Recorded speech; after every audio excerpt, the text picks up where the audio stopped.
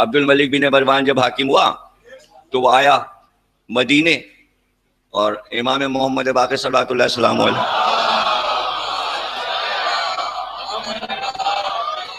خدمت میں آیا اور کہا کہ دیکھیے میں تو اس ملک کا بادشاہ ہوں، اب آپ جو مانگیے میں آپ کو دے دوں، زمینیں چاہیے، باغات چاہیے، یا آپ نے کہا نہیں ہمارے پاس سب کچھ ہے ہمیں نہیں چاہیے۔ ابھی خود بادشاہ محتاج سے مانگے، اب یہ کیسے مانگے؟ تو اس نے عجیب بات کی، اس نے کہا اگر آپ کے پاس ہے تو کچھ چیزیں میں آپ کے بچوں کے نام لکھ دوں، کچھ زمینیں باغات آپ کے بچوں کے لیے۔ تو آپ نے کہا میں اپنے بچوں کو کاہل نہیں بنانا چاہتا، وہ جب بڑے ہوں گے اپنے قوت بازو سے خود سارا کام کریں۔ تو اب جو لوگوں کی سوچ یہ ہے کہ خوب بہت سا بناؤ، رشوتیں لو، اور یہ کہ بچے بچوں کے لیے، ارے وہ بچے تمہارے نہیں ہیں، وہ ایک سورہ فاتحہ بھی نہیں پڑھوائیں گے مرنے کے بعد۔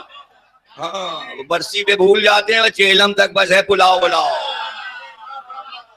کسی کے لیے کچھ نہ رکھو، سب بانٹ دو قوم میں مومنین کو، دے دو سب خرچ کر دو، مکر ٹکانے کے لیے جگہ، لیکن اگر بہت زیادہ ہے بانٹ دو، رکھو نہیں۔ اور بانٹنے سے اور آتا ہے، بانٹنے سے اور آتا ہے۔ تو وہ دو قیدی باہر نکلے زندان سے، اور ایک کو ہوئی پھانسی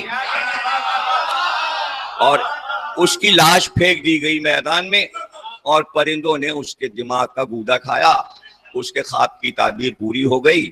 اور دوسرا جو تھا وہ بادشاہ کا ساقی بنا، بادشاہ کو جام پلاتا تھا، بہت بڑا عہدہ تھا، بادشاہ سے قریب رہتا تھا۔ اب جناب وہ بھول گیا، عہدہ جب ملتا ہے نا تو پرانی باتیں سب بھول جاتے ہیں۔ جیل میں بڑے وعدے آپس میں ہوتے ہیں، اور نکلے بھول گئے، پلان بہت بنتے ہیں آگے عمل نہیں ہوتا، تو وہ بھی بھول گیا کہ یوسف نے کیا کہا تھا۔ ایک دن بادشاہ نے سب کو جمع کیا دربار میں اور کہنے لگا بھائی تم لوگ ہمارے دوست ہو، مصر کا بادشاہ، اور ہمارے چاہنے والے ہو، رات کو ہم نے خواب دیکھا ہے، تو کوئی ہے تم میں کہ جو تعبیر بتائے؟ تو ہم نے کہا بادشاہ سلامت خواب بیان کیجئے۔ تو بادشاہ نے کہا بھائی رات ہم نے خواب دیکھا کہ ایک کھیت میں دو رنگ کی گیہوں کی بالیاں ہیں، کچھ سبز ہیں اور کچھ زرد ہیں، تو کچھ موٹی موٹی گائیں آئیں، موٹی تازی مضبوط، اور جو سبز بالیاں تھیں وہ موٹی گائیں کھا گئیں۔ اس کے بعد پھر کمزور اور لاغر گائیں آئیں، اور جو زرد بالیاں تھیں وہ کمزور گائیں جو تھیں وہ اس کو کھا گئیں۔ بھائی تم میں ہے کوئی جو اس خواب کی تعبیر بتائے؟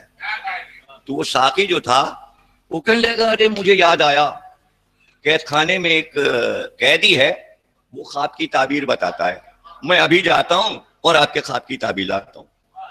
اس لیے کہ کوئی بتا ہی نہیں پایا اس کے خواب کی تعبیر۔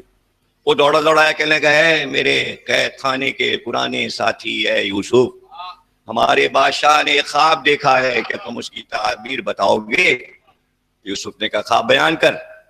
اس نے خواب بیان کیا تو حضرت یوسف نے کہا کہ دیکھو تمہارے ملک میں 7 برس ایسے آنے والے ہیں کہ خوب گیہوں ہوگا، بڑا غلہ ہوگا، بہت زراعت ہوگی، اور اس کے بعد کے 7 برس جو آنے والے ہیں ایسا قحط پڑے گا کہ پانی نہیں ملے گا تم لوگوں کو، اناج کیسا، نہ بارش ہوگی، نہ دریا میں پانی نکلے گا، اور نہ زراعت ہو پائے گی۔ اس لیے تم لوگوں کو فاقے کرنے پڑیں گے آئندہ آنے والے 7 برس۔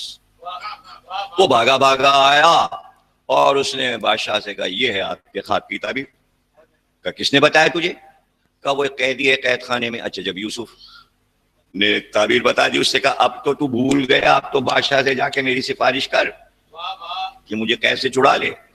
اس نے جا کے تعبیر بتائی، بادشاہ نے کہا بھائی یہ تو بہت ہی کوئی پہنچا ہوا شخص لگتا ہے، ہم بھی چلیں گے قید خانے اور اس سے ملاقات کریں گے۔ تو بادشاہ گیا اور اس نے دیکھا، یوسف کو دیکھا تو دنگ ہو گیا یوسف کا حسن دیکھ کر، اور پھر ان کا علم، ان کی پیشانی پر علم چمک رہا تھا۔ تو بادشاہ نے کہا کہ بھئی تم نے جو خواب کی تعبیر بتائی اب اس کی تدبیر کیا کریں؟ تو کہا بادشاہ ایسا کر کے جو 7 سال آ رہے ہیں تیرے خوشحالی کے، اس میں اتنا گیہوں جمع کر لے اور اس کو ذخیرہ کر لے آئندہ 7 برسوں کے لیے، تاکہ جب تیری رعایا مرنے لگے تو وہی گیہوں تو اپنے رعایا پر خرچ کرے گا اور ان کو کھانے کا دے گا، ورنہ تیری بادشاہی پر زد لگے گی اور رعایا بھوکوں مرنے لگے گی۔ اب آپ دیکھتے ہوں گے یہ جو دودھ کا ڈبہ آتا ہے تکونا، کیا کہتے ہیں اس کو؟ ملک پیک کیا کہتے ہیں؟ تو وہ کس کی شکل کا ہے؟ احرام مصر، احرام مصر سے وہ لیا ہے۔ تو کیسے بنایا اس کو؟ ایسے بنایا کہ اس میں سے ایئر نکال دی، ایئر چونکہ نکال دی اس لیے کہ کونے میں اس کے جو کونے ہیں وہ دودھ کی حفاظت کرتے ہیں، سڑنے نہیں دیتے۔ یہ ایک سائنسی فارمولا ہے جیومیٹری کا۔ تو یہ لیا احرام مصر سے۔ احرام مصر سے کیوں لیا؟ اس لیے کہ احرام جو تکونے بنے ہوئے ہیں، دونوں طرف سے تکونے، اوپر جا کے نوک ہے، تو یہ بادشاہ نے بنوائے تاکہ گیہوں اس میں رکھے نہ سڑ رہے۔ یہ تب بنے حضرت یوسف کے دور میں، یہ احرام، یہ اس میں گیہوں بھر دیا گیا تھا۔ اب بعد میں ظاہر ہے کہ گیہوں نہیں سڑا، پھر قحط ختم ہو گیا، گیہوں بڑھ گیا، تو بادشاہ نے کہا بھائی یہ تو بڑی اچھی جگہ، یہاں تو گیہوں سڑیں گے، اب ہم مریں گے تو اسی میں دفن ہوں گے، تو ہم بھی نہیں سڑیں گے۔ اب بعد میں تو گیہوں کے لیے اس کی ضرورت ہی نہیں پڑی، تو سب نے اپنی میتیں اس میں رکھ دی۔ اب وہ کھدائی ہوتی ہے تو اس میں سے ایک میت نکلتی ہے، دوسری میت نکلتی ہے، تیسری نہیں، اور وہ سڑتی نہیں ہے، وہ سڑی۔ اب وہ ایک ایک ملک کو تحفے میں دے دی گئی، ایک ایک میت بانٹ دی۔ جمال عبد الناصر نے میتیں جب نکل رہی تو بٹ رہی۔ اب جب ہمارا بچپنا تھا، ہندوستان ایک فرعون کی میت آئی تو ہم لوگ سب دیکھنے گئے تھے، ممی بولتے ہیں اسے، ممی ممی۔ تو اب آپ لوگوں کا کہاں، آپ تو پیدا بھی نہیں ہوتے، جبکہ بات ہے کہ اس کو ملک میں دکھایا گیا، یہ ہوا وہ ہوا۔ اس زمانے میں کھدائیاں شروع ہوئی تھی، تو گیہوں جو ہے اس میں رکھ دیا گیا، اب وہ محفوظ ہو گیا۔ اب بادشاہ نے حضرت یوسف سے کہا کہ بھائی ملک تو ہم چلا ہی نہیں سکتے، اگر ہمیں پتہ نہ ہوتا تو ہمیں تو پتہ ہی نہیں کہ قحط پڑنے والا ہے، تو ایسا ملک چلانے سے کیا فائدہ جس میں رعایا کو پریشانی ہو، وہ ہم استعفیٰ دیتے ہیں، ہم ہار گئے اور ہمیں ملک چلانا نہیں آتا۔ اور اس کے بعد انہوں نے یوسف کو بلایا اور بلا کے شاہی لباس پہنایا اور کہا حضرت یوسف اب آپ اس ملک کے بادشاہ ہیں اور میں آپ کے قدموں میں بیٹھوں گا، میں آپ کا غلام ہوں، بادشاہ آپ ہیں اس ملک کے۔ اور اس کے بعد بادشاہ کے یہاں یہ رسم پرانی چلی آ رہی تھی فرعون کے دربار میں کہ بھائی جب بادشاہ بنتا تھا اور دربار کرتا تھا اور تخت پہ آتا تھا تو تمام لوگ سجدے میں گر جاتے، تو جب بادشاہ بن کے تاج لگا کے حضرت یوسف تخت پہ بیٹھے تو جتنے لوگ تھے سب نے یوسف کے سامنے سجدہ کیا۔ اب جناب علی سجدہ ہوا اور بادشاہ ہو گئے۔ اب وہی ہوا کہ قحط پڑا، حضرت یوسف نے گیہوں جمع کر لیا تھا تو پورے ملک میں قحط پڑا۔ اب حضرت یعقوب بھی پریشان، اس لیے کہ گیہوں نہیں، بچوں کو جمع کیا اور کہا بھائی سنا ہے کہ مصر میں جو مصر کا بادشاہ ہے گیہوں بانٹ رہا ہے، تم جاؤ اور گیہوں لے کے آؤ۔ اب سارے بھائی آئے اور حضرت یوسف کھڑے ہوئے تھے تو وہ پہچان گئے حضرت یوسف یہ ہمارے بھائی۔ اب وہ یوسف کو کیسے پہچانتے؟ جب پھینکا تھا کنویں میں 7 برس کے تھے، اب 33 برس کے تھے حضرت یوسف قید خانے سے چھوٹنے کے بعد۔ حضرت یوسف پہچان گئے اپنے بھائیوں کو، تو انہوں نے کہا بھائی یہ ہٹ جاؤ تم، یہ جو آئے ہیں کنعان سے شام سے، ان کو گیہوں ہم اپنے ہاتھ سے دیں گے۔ اور پیالہ جو گیہوں نکالنے کا ہوتا ہے بھر بھر کے بوری میں حضرت یوسف ڈالنے، چہرے پہ نقاب پڑا ہوا تھا، حضرت ہر وقت نقاب ڈالے رہتے تھے، گیہوں دینے لگے۔ اس کے بعد اب جب چلنے لگے تو اپنے غلام سے حضرت یوسف نے کہا کہ یہ جو چھوٹا والا بھائی ہے بنیامین، اس کے سامان میں یہ گیہوں نکالنے کا کٹورا ڈال دو۔ وہ کٹورا ڈال دیا گیا۔ اب قرآن کہتا ہے کہ قافلہ چلا۔ اب قرآن یہاں پہ بہت ہی واقعہ جو ہے ختم ہو رہا ہوتا ہے نا، چونکہ تو یہاں پر قرآن کا جوش جو ہے وہی کا وہ بڑھتا ہے کہ ایک بار پکارنے والے نے پکارا، ٹھہرو قافلے والوں رکو، بادشاہ کا پیالہ چوری ہو گیا ہے، تمہارے سامان کی تلاشی ہوگی۔ سامان کی تلاشی ہوئی، بنیامین کے یہاں سے پیالہ نکلا۔ اب جو کوئی چیز چرا لے تو سزا یہ تھی کہ اس کو غلام بنا لیا۔ اب حضرت یوسف اپنے سگے بھائی کو روکنا چاہتے تھے, انہوں نے اس طرح روک لیا. اب بھائیوں نے رو رو کے شور شرابہ کر دیا, یہ مت کرو بادشاہ, اس کو نہیں لو, یوں ہی ہم پر ایک الزام ہے کہ یوسف کو ہم نے کنویں میں پھینک دیا تھا اور یہ ہو گیا تھا. اب سب ان کے منہ سے ساری باتیں نکلنے لگی. اب وہ سب انہوں نے, حضرت یوسف نے کہا نہیں بھائی نہیں ملے گا یہ تمہارا, اب تم واپس جاؤ. اب پیچھے سے ایک آدمی کو حضرت یوسف نے کہا کہ تم اس قافلے کے پیچھے پیچھے جاؤ اور قافلے کو آگے بڑھنے دو. اور اس کے بعد اپنا کرتا, جو پرانا کرتا تھا جس میں پھینکے گئے تھے, وہ کرتا اس کو دیا اور کہا کہ یہ کرتا لے جا کے یعقوب کے منہ پہ ڈال دینا, چہرے پہ ڈال دینا. اب وہ کرتا لے کے چلا آگے قافلہ, اور یہ ایک آدمی غلام حضرت یوسف کا کرتا لے کے چلا.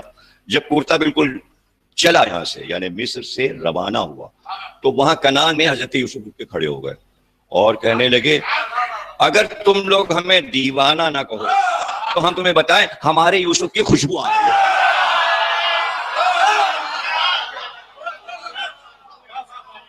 ہمارے یوسف کی خوشبو آ رہی. اب وہ پہنچا اور جاتے ہی اس نے جناب یعقوب کے چہرے پہ وہ کرتا ڈال دیا.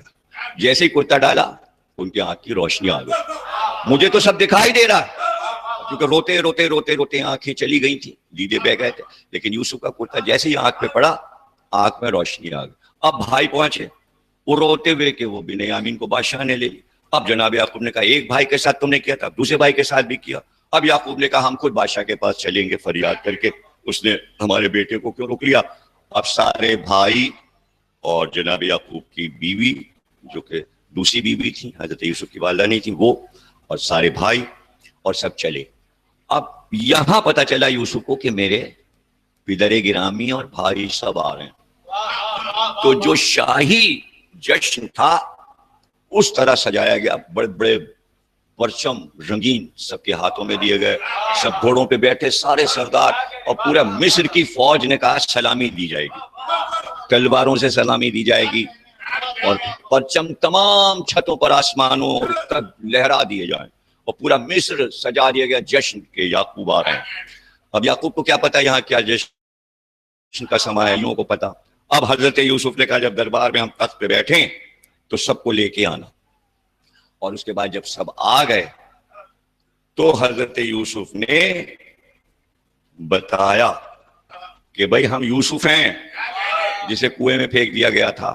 بس جیسے ہی سب نے یہ سنا تو تخت پہ بیٹھے تھے حضرت یوسف شاہی لباس پہنے, تو حضرت یعقوب فوراً یوسف کے سامنے سجدے میں گر گئے. پھر حضرت یوسف کی بیوی بھی سجدے میں گر گئی, پھر سارے بھائی بھی سجدے میں گر گئے. 11 بھائی, ایک یعقوب 12, یعقوب کی بیوی 13 اور خود یوسف, کل 14 کا قصہ ہے.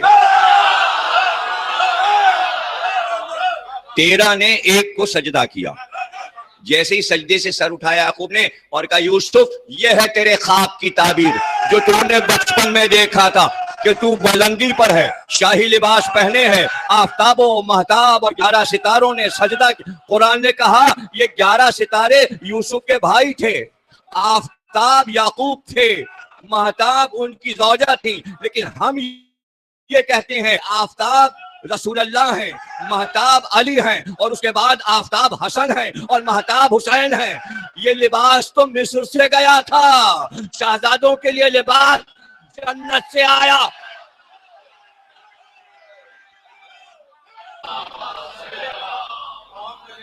جناب تقریر تمام ہوئی, ابھی سورہ یوسف ختم نہیں ہوا, ابھی چلے گا آگے. ابھی تو قصہ سنایا ہے, دلائل ابھی کہاں ہوئے, دلائل تو اب آئیں گے نا, ابھی دلیلیں تو دی نہیں. ہر آیت پر رک کر تفسیر کی ضرورت ہے, تفسیر کے ساتھ وہ انشاءاللہ ہم آنے والی تک. دیکھیے اس کو کہا یہ گیا کہ باپ بیٹے بچھڑے ہوئے ملے تو یہ شکرانے کا سجدہ تھا. ابھی شکرانے کا تھا تو مسجد میں ہوتا, بیت المقدس کی طرف ہوتا ہے, یوسف کی طرف کیوں ہوا؟ تو پتہ چلا کبھی کبھی شکریہ کے طور پر لفظ سجدہ استعمال ہوتا ہے. تو میں نے یہ نہیں کہا کہ ذوالجناح کو پورے شیعہ سنی سجدہ کرنے لگے. ارے بھائی ذوالجناح کا شکریہ ادا کرو کہ آدم کو قائد اعظم بنایا.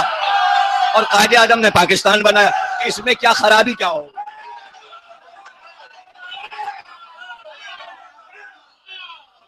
اب کل یہ نقی صاحب کے یہاں وہ افطاری تھی، حال یہ سامنے ہی حال ہے ان کے یہاں شادی حال میں، تو تقریباً کوئی 20-25 اہل سنت علماء آئے ہوئے تھے، بنوری ٹاؤن کے بھی اور تھانوی صاحب کے صاحبزادے جو کہ اہل سنت کے بہت بڑا خاندان ہے، سارے ان کے مقلد ہیں۔ وہ دیکھتے ہی مجھے اٹھ کے کھڑے ہو گئے، پھر اپنے بیٹے سے بھی تعارف کرایا کہ ایک بار ہم اور آپ راول پنڈی سے ایک ہی جہاز میں آئے تھے، تو یاد دلانے لگے۔ پھر اس کے بعد انہوں نے جملہ کہا اہل سنت کے بڑے عالم تھانوی صاحب نے کہ بھئی آپ کی ایک تقریر بڑی مزے کی لگتی ہے، وہ ہے پاکستان کا مطلب کیا ذوالجناح۔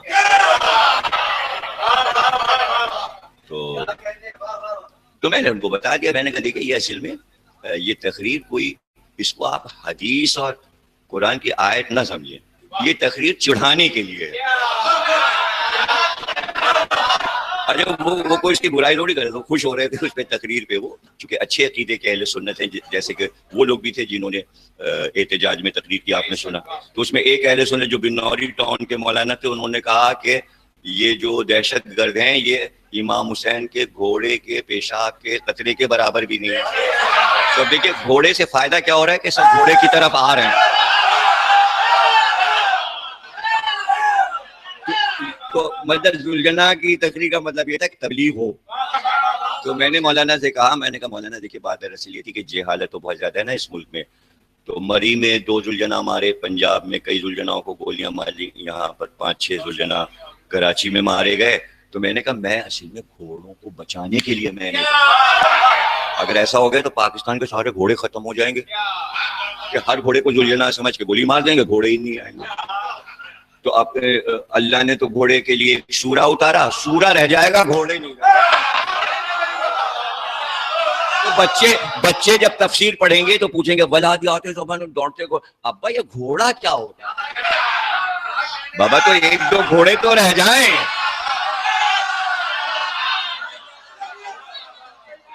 اچھا دیکھیں اب اتنے لوگ بیٹھے ہوئے ہیں، اب میں اچانک آپ سے میں پوچھ لوں، ایک دم پوچھوں میں کہ بھئی یہ گھڑونچی کے کیا معنی ہے؟ کتنے لوگ بتا پائیں گے؟ کوئی ہاتھ اٹھائے؟ ارے بڈھے لوگوں نے ہاتھ اٹھایا تو کیا ہے، بچوں میں ہاتھ اٹھائے تب ہے نا مزہ۔ تو بھئی ایسی گھوڑا پوچھا جائے گا، تلوار تو اب نہیں دکھائی دیتی نا، تو قرآن میں جن چیزوں کا ذکر ہے وہ رہنے تو دیجئے، تاکہ تفسیر سے سمجھا تو سکے بچے کو کہ یہ رہنے دو، ہے نا۔ تو ایسے گھڑوچی ایک تپائی ہوتی تھی، اس پہ پانی کا گھڑا رکھتے تھے پانی پینے کے لیے، بلندی پہ 4 پائے ہوتے تھے، اس کو گھڑوچی بولتے تھے۔ اچھا اب میں ایک اور لفظ پوچھتا ہوں، اگر جن لوگوں نے ہاتھ اٹھایا تھا وہ بتائیں، بجیرہ کسے کہتے ہیں؟ دیکھا، اسی گھڑے پر جو ڈھکنا بند کرتے تھے اس میں ایک پورا ڈنڈا لگا ہوتا تھا، یوں پکڑ کے جلدی سے اٹھا، اب ایسے کھولیں گے نا پیاس لگی، ایسے اٹھایا رکھ دیا، جھن سے آواز آئی، پانی پی لیا، اس کو بجیرہ بولتے تھے۔ تو اب یہ چیزیں غائب ہو گئی۔ ارے غائب ایسی ہوئی بعض تو چیزیں ہیں نا بھائی میوزیم میں تو ہوتی ہیں، گھڑونچی اور بجیرہ تو میوزیم میں بھی نہیں ہے۔ تو اسی طرح قرآن میں ایسی 50 نام میں بیٹھے بیٹھے لوگوں کو نہیں معلوم یہ کیا چیز ہے۔ اب دیکھیں میں ایک قرآنی لفظ پکارتا ہوں، بتائے کوئی، خرطوم، یہی تو چکر ہے۔ خرطوم ترکی کا ایک شہر ہے، لیکن اللہ اسی نام پر ہے خرطوم، اللہ نے یہ لفظ استعمال کیا، ہم اے سرکش انسان تیرے خرطوم پہ ضربیں لگائیں گے، محشر کے دن ہم تیرے خرطوم پر ہم ضربیں لگائیں گے۔ خرطوم کہتے ہیں ہاتھی کی سونڈ کو، جن کی لمبی ناکیں نا، اللہ نے ان کو کہا یہ تیری سونڈیں جو ہیں،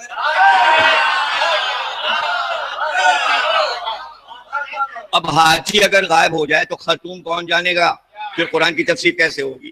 تو یہ ساری چیزیں جاننا ضروری ہیں، ان کا وجود ختم ہو جائے۔ خدا کی قسم اگر بچوں کے کپڑے جنت سے نہ آتے تو آج مفسرین کو معلوم ہی نہ ہوتا جنت کیا ہے۔